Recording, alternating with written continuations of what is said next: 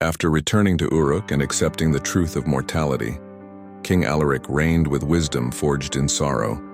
Yet even as years passed, his heart still wrestled with the ghost of loss.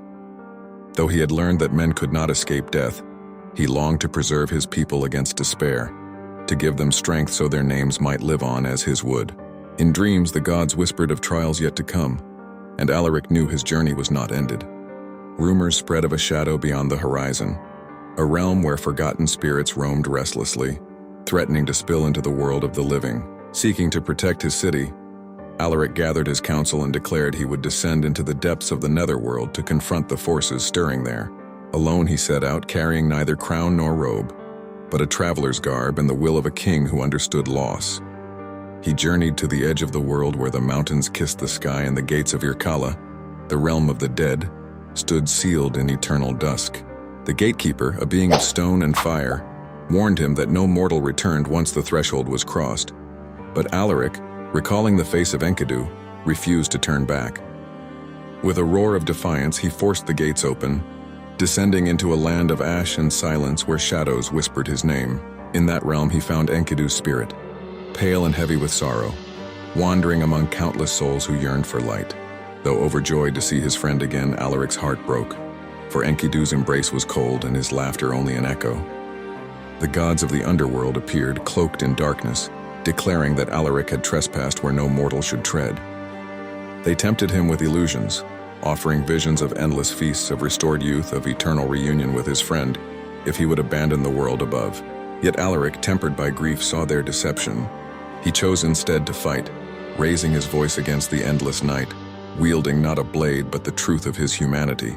He declared that though death ruled the underworld, it could not silence the songs of the living nor erase the deeds carved into stone and memory.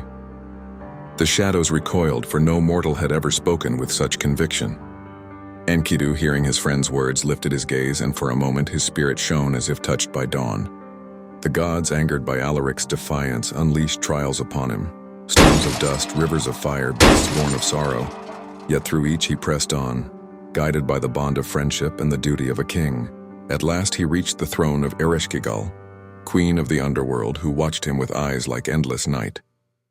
She asked him why he came, knowing he could not claim victory in her realm.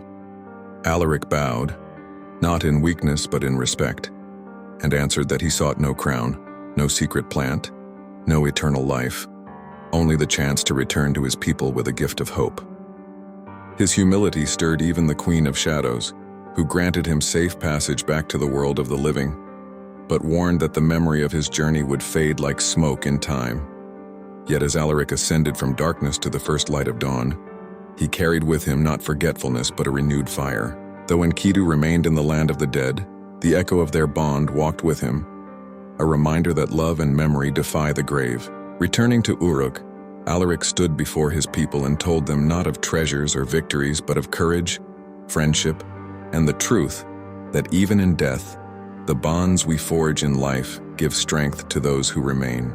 His people listened and built higher walls, stronger temples, and richer stories, knowing that though death claims all, the legacy of the living can burn brighter than the silence of eternity.